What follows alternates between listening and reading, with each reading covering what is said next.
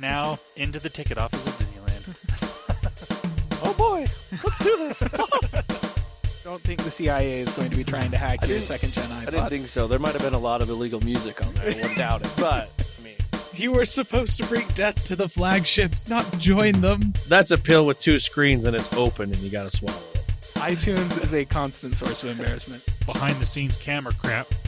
Here, tell us about courage, Phil. Tell us about courage. I am Nadella. I can't do it anymore without laughing. I was going to do the whole thing. Welcome everyone to the Calling All Platforms podcast. I am your host Wes and I'm here with Landon. Hi, how you doing? And Caleb. Surprisingly, I feel fine. I took a Benadryl. Does that count? I might sound a little off. You know, Benadryl usually makes me feel pretty good in the minute before I go to sleep. Yeah, the minute. Anyway, we're here to talk all things tech this week on our episode 244. Can you believe it's been 244 episodes? Is that which episode we're on? I should mean, know. I suppose I can believe that. I did a little research. I was like, I wonder what episode. Wow. Yes, you are correct. This is episode 244. Good job. You double checked me? How dare you?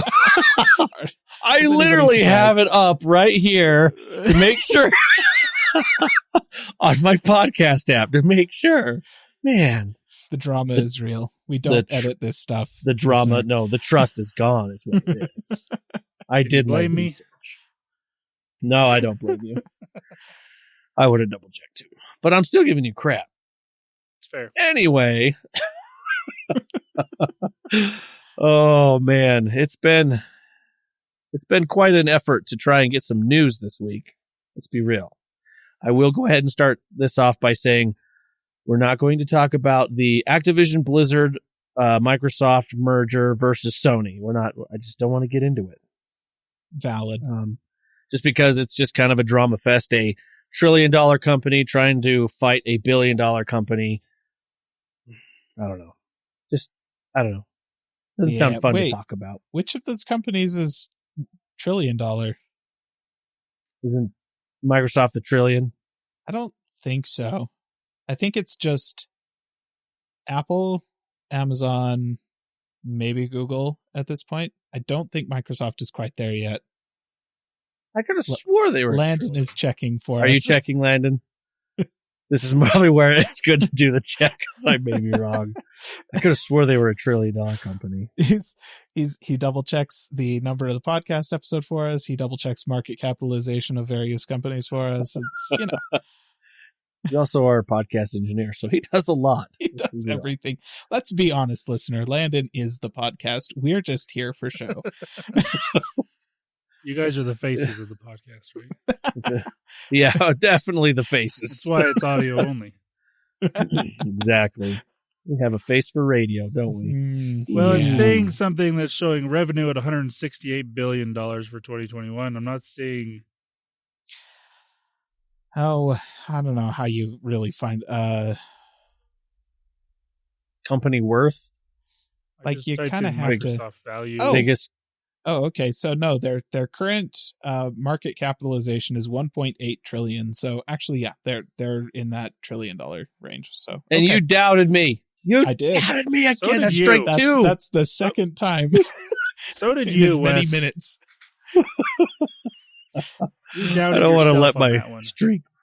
I don't want to let my streak run out here. So I'm going to pass the torch over here to Caleb. Let's see what he has to talk about. So. Oh, that's okay. There you go. All right, listener. As Wes has said, it's been a slow news week. This is to be expected because, there was a major U.S. holiday, and the only thing that happens around this particular major U.S. holiday is sales on absolutely everything. Yes. Now, that being said, there was an article about Apple published on the Mac Rumors website just this past week, titled, "What Apple Product Are You the Most Thankful For?" What? This may be the look, Mac Rumors was just really scraping the bottom of the barrel this week. trying to get content of any kind. What was the number one thing? Oh, you know what? I did not read the article. I looked at the headline and I immediately moved on because I am not that kind of an Apple customer. You'd have to go through the comments to see.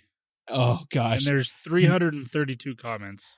Look, that comment section is 100% guaranteed to be nothing but a flame pile. Isn't that most comments though? Freaking gasoline on liquid methane. That's what that is. I don't. The top rated comment, the first one has a score of 89 votes. Says the Apple polishing cloth is their favorite. What they're the most thankful for. Please tell me that's trolling. That has to be trolling. The entire comment is the Apple polishing cloth. We think you're gonna love it.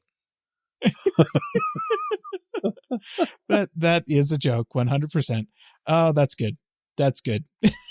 I'm glad that sarcasm still wins in the Mac Rumors comment threads. Yes. Thank goodness. Yeah, that's I don't know. If I were to take this question seriously, I suppose you could say that I am genuinely thankful for the original Macintosh, for the iMac/iBook, kind of like those kind of go hand in hand, and the iPod probably, because I feel like each of those marked major paradigm shifts for the entire computing industry that were generally very positive. So it's not necessarily that I'm super thankful for that Apple product specifically, but more so just kind of the idea that drove that Apple product and the fact that somebody developed something like that and put it out there. Could it have been done by somebody other than Apple? Yes. Like, Apple is not really anything special other than the fact that they have now spent so long as being the most successful tech company in the world that everything they do is a market trend suddenly, which over the past few years has been far more frustrating than it has been, good. So yeah, that's why I feel like this is kind of a stupid article, because it's all like, yes, if I look back 20 to 40 years, I can find Apple products that I'm happy about. Like, yeah, glad those happened. I'm grateful that those happened. But looking over the past few years, like, where there's some good products, absolutely. The new MacBook Pros, for instance, are fantastic computers. Have there been some really stupid products? Sure. Just in the past month, they launched the dumbest iPad. But I don't know. Okay, so the other thing that gives me a little bit of faith in humanity, faith in at least the humanity inside the comments of this article. So there's the top rated one that we already read, which is fantastic. And then the second rated one says, "Oh no, I don't like this at all. Apple products are tools like any other. They're cool tools that I enjoy in using them, but I'm not thankful for them. This feels like some real cult of Apple stuff." Yep. And yep, you're right. Yep. That's fair. I'm glad that people upvoted those. Yes. Now, there are 300 some odd other comments that are not those and probably aren't quite so well thought through. Yeah. Generally speaking, but just don't read the comment thread at large. It's happier out here. Here's another fun one. This is a little farther down. Kind of like asking a heroin addict what poppy he's most thankful for. So, there's that. There, yeah. Also not wrong. Oh, man. Oh, dear. Okay. That's good. And you stuff. thought this was going to be a terrible episode. Listener. We got it. Yeah. Well, I mean, Mac Rumors was scraping the bottom of the barrel looking for content, and we're right down at the bottom of that same barrel scraping their comment thread. Yep. For content. So let's move on. Okay. So there was something that actually happened at the beginning of this past week that seemed significant, turned out to be slightly less significant, but still, it's reasonable. You should pay attention to it, listener. There were significant price cuts to the Ryzen 7000 processors from AMD. So these are their brand new Zen 4 powered fresh stuff that performs basically lockstep with Intel's high-end 13th generation stuff in a way that makes you feel like, yes, competition in the CPU space is really on fire right now. Now, that being said, it's kind of a hard sell for Ryzen 7000 because Intel's chips that perform the same as theirs are less expensive, and you don't necessarily have to buy a brand new motherboard in order to use Intel stuff. You can buy their 12th generation motherboards and just get a BIOS update to use 13th generation chips. So, like at the beginning of the past, a week and a half ago, you might have been able to say, I feel like Intel has the edge here because they're priced a little bit cheaper. It's a difference of like between $30 and $50 on their high-end chips. And to be fair, depending on the Intel chip, like their mid-range stuff is absolutely curb stomping AMD's stuff. So, but the beginning of this past week, price cuts to basically all of AMD's currently available 7000 series processors. Now, the way that it was originally shown on AMD's website made it seem like these might be permanent price cuts, but it actually looks more like these are going to be seasonal holiday price cuts, which is still good. Like, go buy them right now. It's a good thing. And they currently undercut Intel's chips by about $30 to $50, depending on the processor you're looking at. So it basically just flipped the table on Intel right there. So, right now they seem like they're probably the better deal, but worth noting at the end, around Christmas time or maybe the beginning of the year, these are probably going to go back up in price, but it's a question as to whether or not they go back to their original MSRP or they go back to something between the sale price they're at now and their original MSRP, which would put them pretty much price competitive with Intel's processors. So essentially, competition is in fact alive and well in the CPU space right now, and that means we're getting very steep sale prices on extremely new processors, which is great. That's fantastic. Love this. Yes, good start. Everything about Ryzen 7000 and Intel 13th gen is great. Like, good generational improvements in terms of computing power, reasonable efficiency for both sets of chips, but obviously they are very hungry chips at the high end in terms of power, but the mid-range stuff and lower end stuff is also getting better, and has really solid generational improvements for both of them. And then you have stuff like, AMD is now putting Zen or RDNA2 graphics cores in all of their desktop processors, which is just absolutely fantastic. You can build a low-end gaming PC just by buying a Ryzen 3 chip and calling it a day. Like, so there's a lot of really good stuff happening in the CPU space right now, and actually getting price cuts on processors is one of them. So that's pretty cool. Yeah, I agree. Now, on the other side of the computing industry, in the area where there is no real competition at the high end currently, Nvidia is. So you may recall when they announced their 40 series GPUs that I had a bit of a conniption fit over how insulting it was that something like the RTX 4080 12 gig existed at all. They had a 12 gig and a 16 gig that were both fundamentally different GPUs that used a different GPU core. They were not the same. They called them both 4080. There's a whole episode where I spend like 20 minutes going on about that. So you can go listen to that rant in a different episode, listener, if you really want to. They went and unlaunched the 4080, as was mentioned in previous podcast, the 4080 12 gig, which was good. So they're now relaunching the 4080 12 gig. It's now called the RTX 4070 Ti, which is what it should have been in the first place. And a cut down version of this GPU core is 100% going to be the 4070. That's why it should have been the 4070 Ti, because it uses the same GPU core as the 4070. It doesn't use the same core as the 4080. It never should have been called the 4080. Anyways, so that's a thing they announced. They didn't give us an availability date for it. The launch of the 4080 is, actually just passed.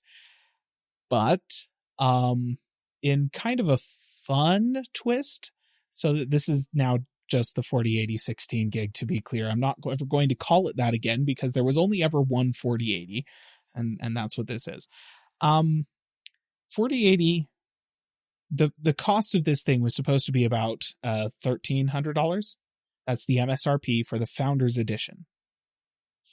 Add in board partner cards that have, factory overclocks and dual BIOS switches and the stuff that you pay a little bit extra for those.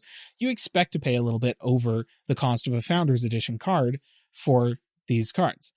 However, you don't usually expect to pay about the same cost as a 4090 for them, which is not great. No. So they're all just hilariously overpriced. So that's not cool. That being said, like I said, the 4080's launch is looming. Reviews have come out for it, like actual performance, third-party performance data for the 4080 is available. And it turns out that the 4080 does actually perform very well, especially considering how much less power it uses versus the 4090. Like, it uses 25 to 50% less power and performs maybe 10 to 15% worse. It's just not even just not even good. Funny how much more efficient the 4080 is. So that's great. The thing actually performs about as well as an RTX 3090 or 3090 Ti and uses less power than both of those and way less power than the 4090. So from that perspective, the 4080 does look pretty good. The real issue here is that in order to buy a 4080, you're going to be spending probably, realistically, since you're going to have a hard time getting your hands on a Founders Edition card, most likely $1,400 to $1,500, which is just like, oh, well, why don't I just go buy a 3090, especially like a used previously for mining 3090 for less than $1,000? Suddenly the 4080 doesn't make a ton of sense. You get the same performance as the 3090. It's a little bit more efficient, but it costs $500 to $600 more. That's dumb. So yeah, that's where we're at. 4080 is dumb. But at least they've renamed the 12 gig version to the 4070 Ti. So I guess not everything is terrible. That being said, in the camp of not everything is terrible, let's go ahead and move back to something else terrible that Nvidia did. So Nvidia has this habit over the past couple of generations of introducing new standards to plug their power or plug their GPUs into your power supply. With the 3000 series GPUs, they had their own proprietary plug that basically took 3 8-pin PCI power plugs and combined them into a single 12-pin plug, which was obnoxious. Nobody liked it. It meant you had to use a stupid, ugly as sin adapter to plug it in. And if you have a over $1,000 graphics card, odds are you tend to care about what the inside of your computer looks like. And so nobody liked that. You had to order custom cables just to get this thing to look okay. Anyways, it was a big pain in the butt. Nobody liked it. That lasted for one generation. With the launch of the 4000 series GPUs, they're all like, awesome, we're going to be moving to the 12VH PWR, more commonly known as the 12VH power supply standard, which is a new connector that has 12 pins on it for power and then 4 data pins that are also included that kind of help control the amount of power that is available through the connector. This thing is capable of delivering up to 600 watts of power, and while the 4090 doesn't technically use that all of the time, it can, which is hilariously good fun. So this new 12VH connector, not technically an Nvidia proprietary connector, which is good. It is a part of the ongoing change to the power supply standards that are used in PCs. What's fun are the many reports of the 12VH connectors on RTX 4090s melting. Oh, jeez. That's good times. So there's been a reasonable amount of independent investigation into this, And like Gamers Nexus is probably the best place to go looking for this. Turns out it's a pretty rare occurrence, and they can't quite nail down exactly what's causing it. Could be issues with the manufacturing of the cables or the manufacturing of specific adapters that are being used with 4090s to adapt your 4 power connectors from an older power supply to the new 12VH standard. Or it could just be user error in not plugging them in quite right or all the way, or bending the cables too much, or so on and so forth.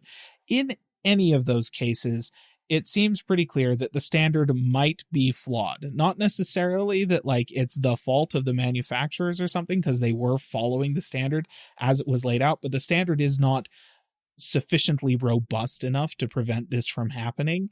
And so it looks like the standards organization, PCI-SIG, who is in charge of this, they're considering revising it and changing the 12VH connector itself to address some of these concerns. They're considering changes to the way that the data pins sit in their socket, additional retention mechanisms that will make sure that you have to plug it in all the way before it'll deliver any power. And once you have done that, it'll be more robust from becoming unseated or anything like that. Additional standards to the manufacturing process on that side of things to make sure that, like, you know, the thing is more resistant to bending at the connector head and stuff like that. So that's good things. You like to have that with your standards happen before stuff ships to the consumers. But if anybody's going to get bit by this, I'm glad that it's the people that bought the 4090. Frankly, I don't feel too bad about that. Is it only the 4090 that's getting this, or no? It requires a pretty significant amount of power being sent through the cable. So currently the only 2 devices that actually use this standard are the 4090 and the 4080. That's it. No, I'm not aware of it having happened on the 4080 to anybody, because for 2 reasons. The 4080 has not been on sale for as long, and it turns out actually the 4080 not selling particularly well. It's in stock basically everywhere because it's kind of stupid. It's too expensive for the performance that it gives, basically. So that one, I haven't heard of it happening. Theoretically, I suppose it could, but we know that it happens on the 4090, and the fact that the 4090 is capable of drawing over 450 watts of power through this connector, and does that regularly while you're playing games or running benchmarks and stuff like that, it's not necessarily surprising that the 4090 is where we're seeing this issue. But it could affect 4080s as well. And honestly, it just makes me happy that AMD for their next graphics cards are just sticking with the standard 8-pin connectors we're all used to. Yeah. Good guy AMD, I guess. I don't know. We need to see how those cards actually perform in the wild. They'll be launching like next week or something like that. So I guess, yes, buyer beware, dear listener, with these new cards. Yeah. And if you're looking to upgrade on both ends, like, 1, the power connector is going to be different if you have an older power supply. 2, yep, maybe wait on the 4090, 4080, yes, just till they get those melting things put away. Or, yep. It's worth noting that it sounds like most likely the change is going to be made on the cable side of things, but there may be some physical changes to the housing of the connector on the graphics card itself. Yeah. But either way, that this standard is most likely going to change, and the 12VH connector going forward is going to be slightly different than the 12VH connector that we have right now with the 4080 and the 4090.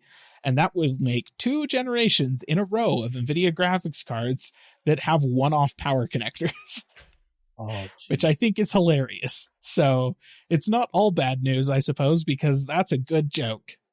That's good jokes for anybody who did not buy a 4090, which is most people. So that's good, I suppose. Anyways, that's all the news that I have. It's mostly just NVIDIA sitting around with a bunch of egg on their face pretty much this past week, couple of weeks actually. So good times.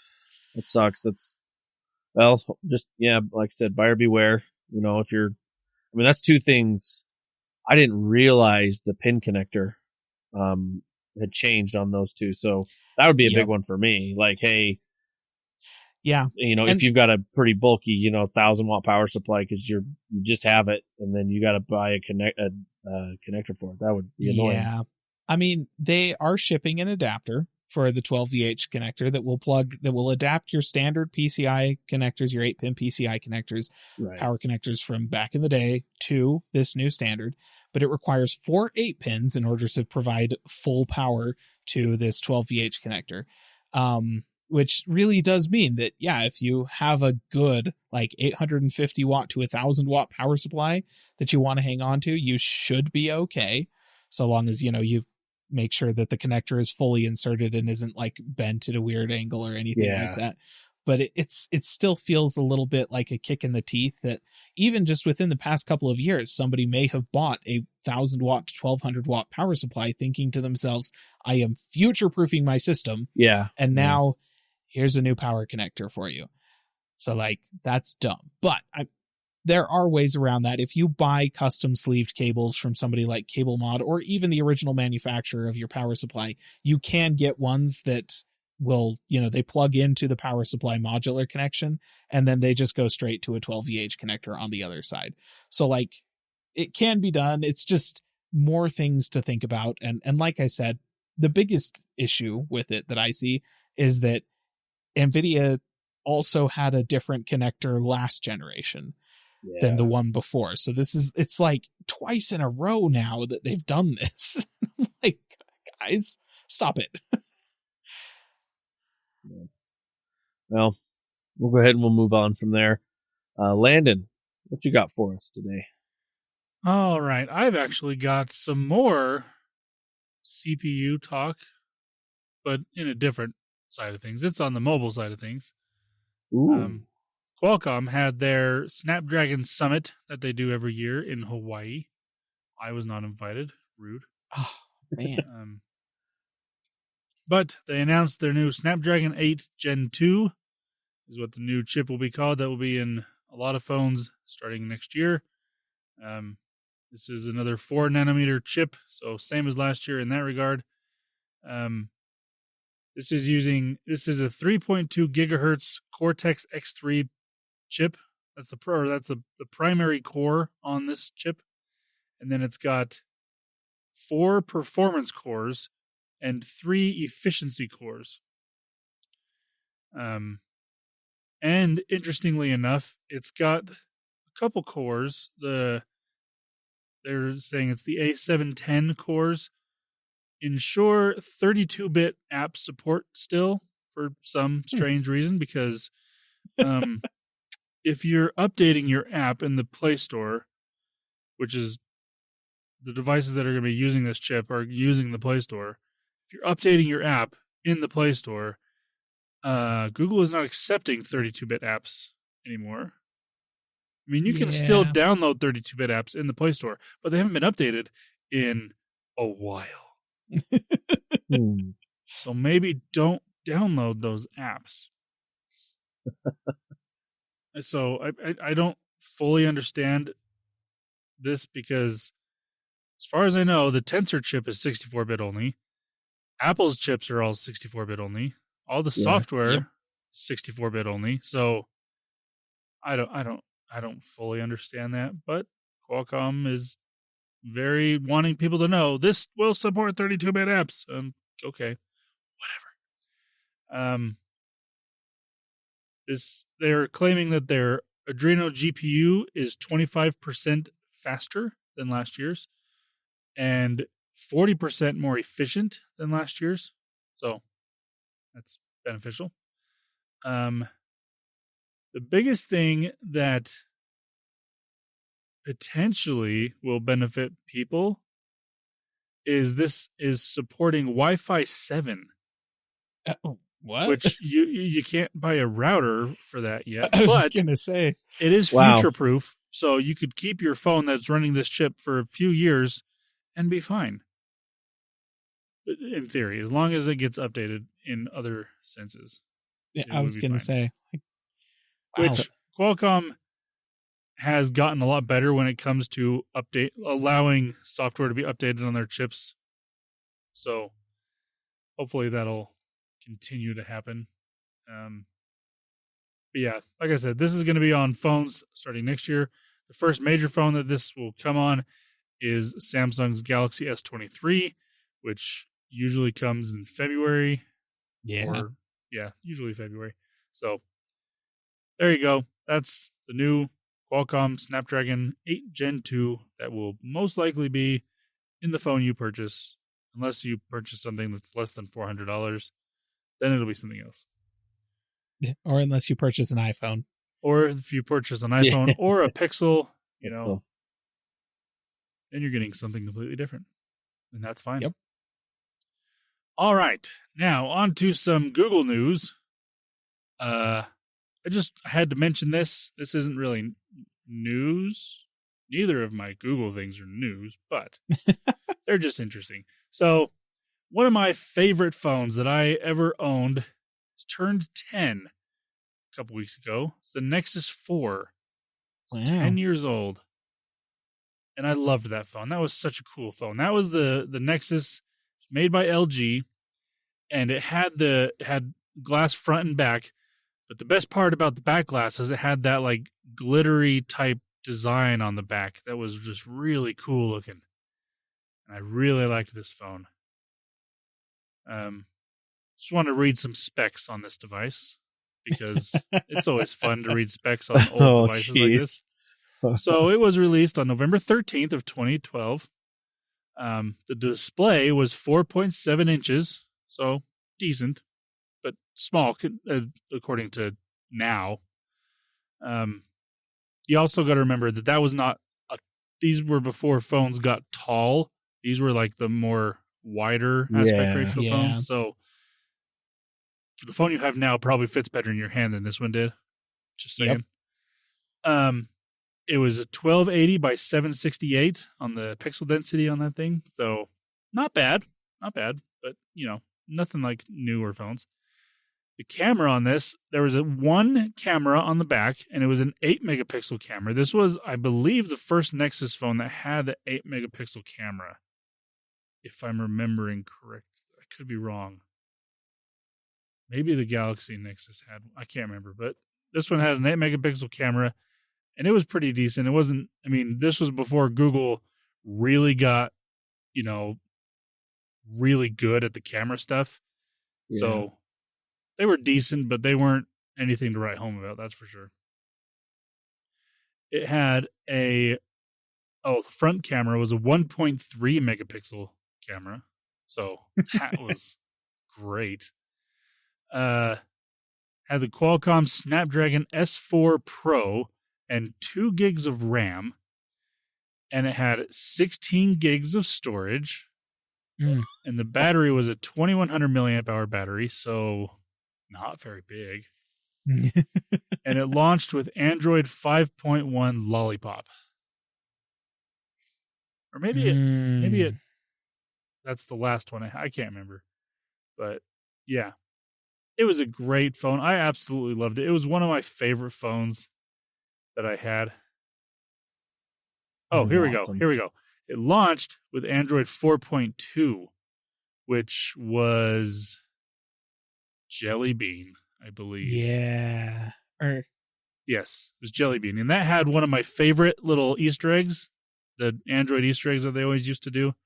It had just a bunch of floating jelly beans that you could flick around with your finger, It was fun. But yeah, so Nexus 4, 10 years old at this point. I do not have this phone anymore. I did sell it after I bought the Nexus 6 after this, which was a massive phone. That thing was huge. It was nicknamed, you were the one that usually would sell your old ones. Yeah. The code name for the Nexus 6 was Shamu, and it was rightfully so because it was a big phone. Anyways, so there's that. Now, on to some more present news. Listener, if you weren't aware, somehow, you haven't been watching TV or looking at any sort of news at all, you probably noticed that the World Cup is going on right now. I'm not going to get into too much stuff with that because I could go on for a long time. But in celebration of this, Google has put a new little game inside of Google. So if you, and I believe this is just on mobile. I haven't actually tried on my computer. Don't think it would work very well on a desktop, maybe on a tablet. But on your phone, if you go to the Google app or Google on your browser, you type in World Cup, and then down at the bottom, a little blue soccer ball will appear right there. And you just click on that, and then there's a little game that you flick a soccer ball past a little goalie, and he starts going faster and faster the more you go, and you just try to get as many goals as you possibly can. And it's just a little fun thing that Google threw in there. You can also choose, they have different games that are going to be played here in the next day or two available to pick from. So you can pick the game that you want to play, and then the country that you want to play as. And then it keeps account of how many goals that country has scored, through while people are playing this little game. And it's kind of fun. I've been playing it every now and then for the past week or so that it's been going on. It's fun. Anyways, that is all of my Google news. But I do have some Apple news because I'm the Apple guy. I just want to say that this dude is a terrible goalkeeper. Well, it gets going faster as it goes on. I mean, it does. He eventually stopped me, but after I took 11 consecutive shots on him, come on. You got to go farther than that. I think I got up to over 20 on one of them. Look, it's literally my first time playing. Okay, give me a break.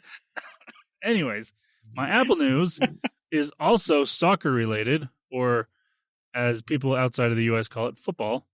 Not going to get into that argument right now, but Apple TV a while ago and Major League Soccer announced that they were going to be broadcasting all of the MLS games on Apple TV. But now we have more details on what this is. And I know that Wes and Caleb don't care because they aren't really soccer fans like I am. But maybe you are a listener, so I want to just go over some of the details that we know. We know prices. So this is a separate app on Apple TV. It's not part of Apple TV subscription. So you have to pay a little extra for this. If you do not have an Apple TV subscription already, it is $14.99 a month or $99 for the whole season. If you are an Apple TV Plus subscriber, then it is $12.99 per month or $79 for the whole season. So it's a little cheaper if you already subscribe to Apple TV Plus. But at $10 a month for the whole season, it's not horrible. The benefit to this is you'll be able to watch any game anywhere. There's no blackouts. This is worldwide. They have English and Spanish commentary. They also have, you can pitch in the radio broadcast for the home team, from what I understand. So I think it's overall is going to be good. They paid a lot of freaking money. They paid $10 million for the 10-year deal or something like that. Oh, dang. Yeah, it's a lot of money.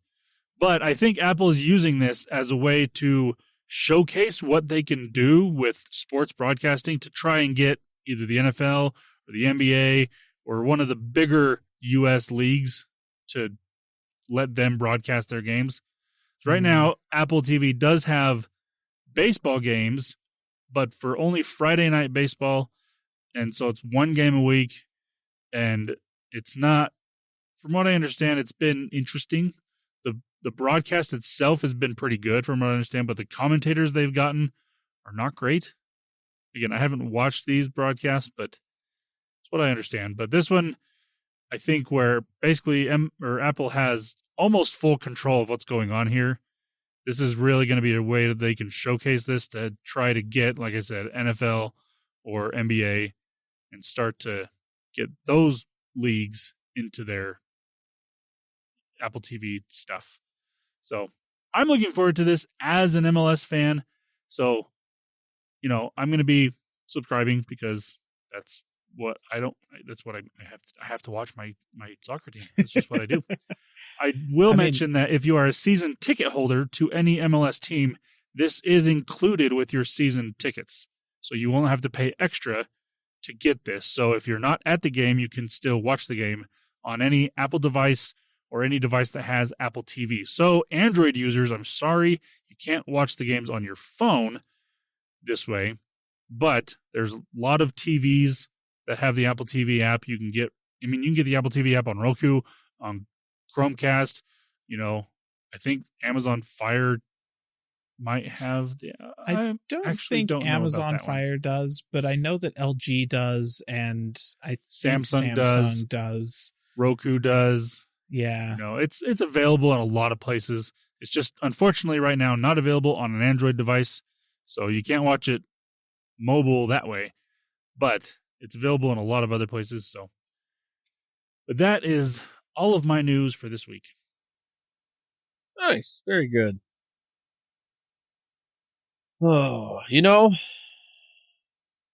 that sounds like console war crap to me. Can't do it on Android, but yet you can do it on iPhone. No, that's just living the life under the Apple ecosystem. Yeah. That's how it's always been. I know. I've been digging. I guess I've just been digging into that ABK crap, and I'm just like, ugh. Sorry. We'll go ahead and move on. I'm gonna kind of, like I said, Microsoft's just got a lot on their plate with that ABK thing, and so there's not a lot to really talk with what they're doing and whatnot. We've got all sorts of games that are coming out, these next. Most of the main games for the season have launched, right? Like the big titles, they're out now. They got them out just before Black Friday. Odds are probably pretty good that there's some kind of a deal on either buying it or buying stuff in game right now. Like, the Steam Autumn sale is going on right now, which I think is really funny because like it's the basically autumn winter sale here. Yeah, it's their autumn sale. Mm-hmm. Yep. That was weird. You said autumn. I'm like, wait, we're in almost December. But okay. Yep.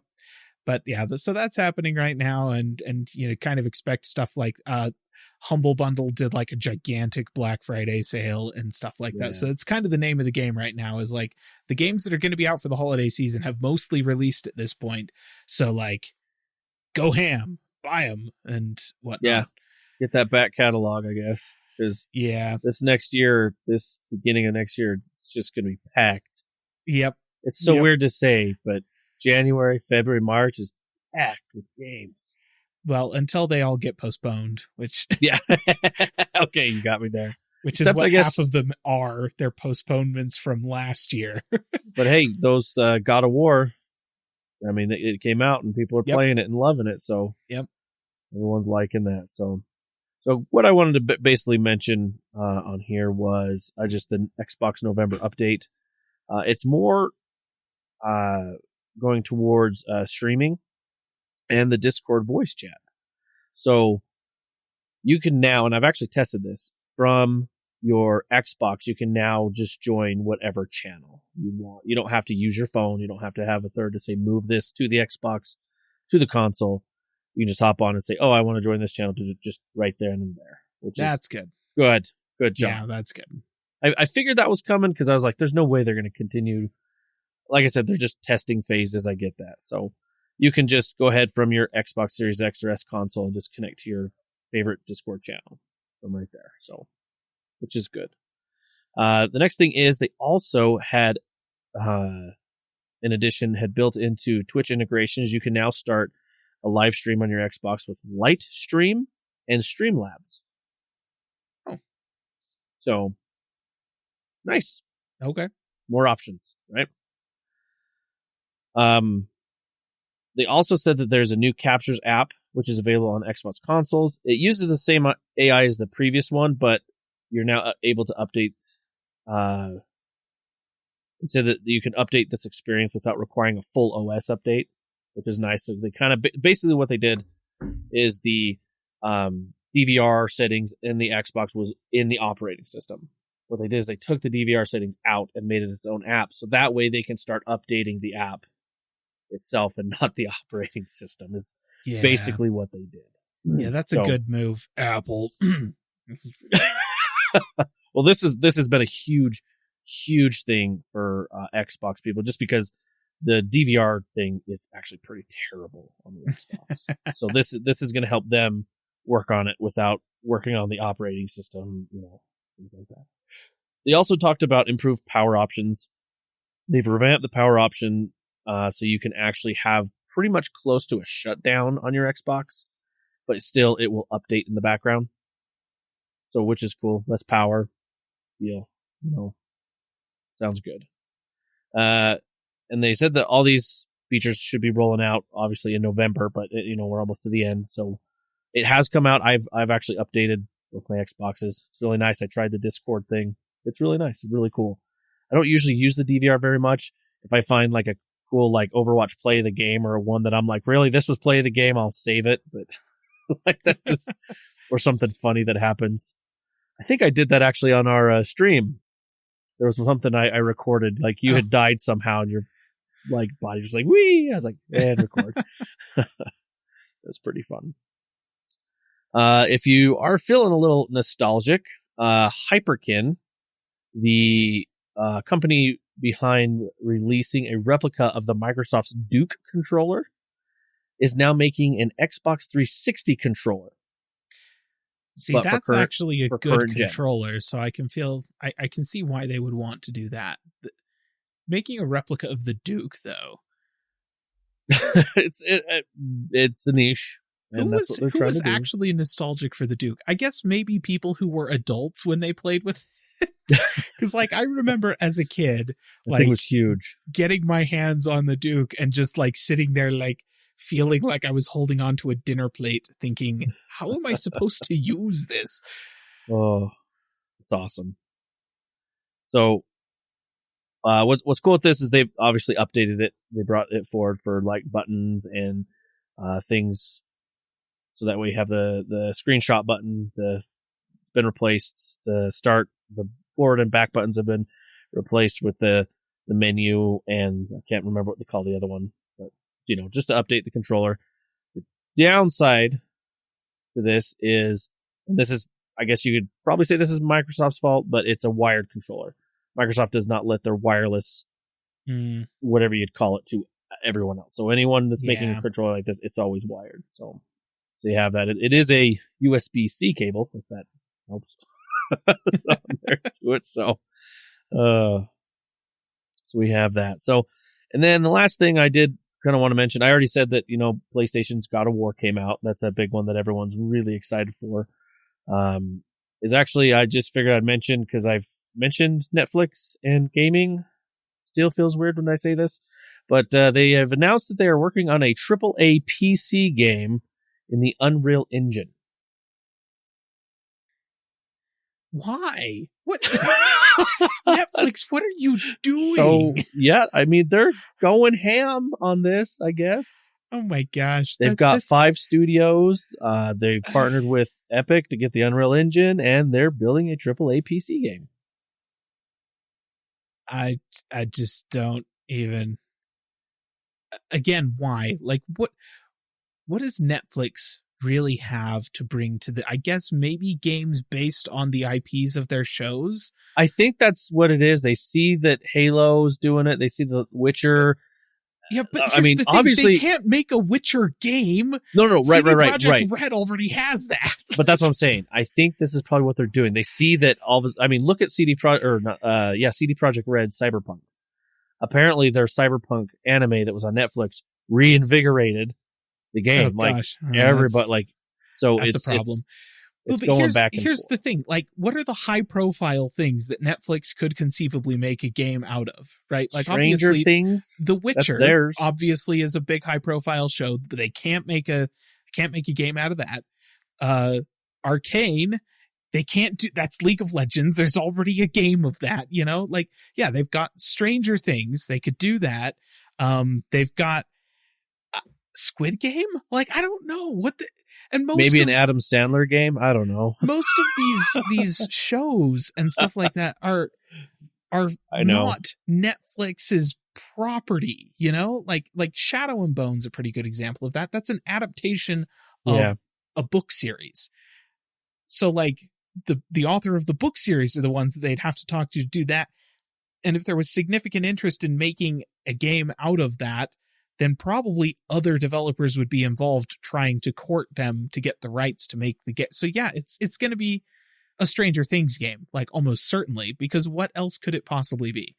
I don't know if this will throw any more confusion, but the the overseer of this, Chaco Sonny, the former executive producer of Overwatch, is the new head of Netflix Southern California game studio, which will oversee the AAA game, PC game development. So great. I have no idea what the heck to expect from Netflix's whole push into gaming, but so far we've gotten a bunch of weird little like mobile games that they could have just made and released. Like they could have partnered with studios to make those. I don't know why they needed to buy the studios to make those.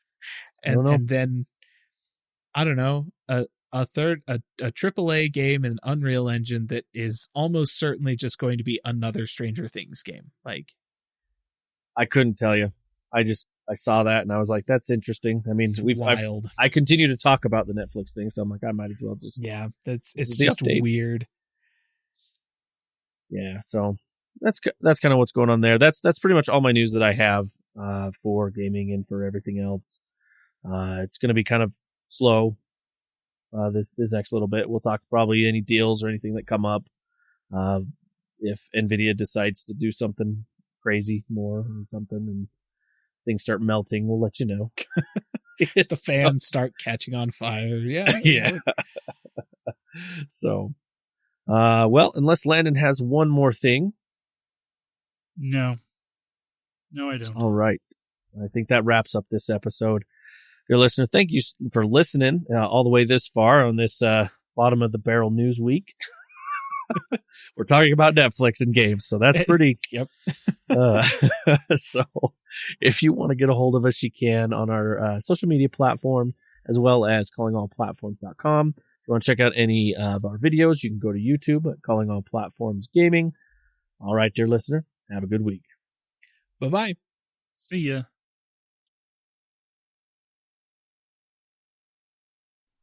Calling All Platforms is a production of Supporter Sound Studios. To learn more about how you can support the podcast, go to www.patreon.com/callingallplatforms.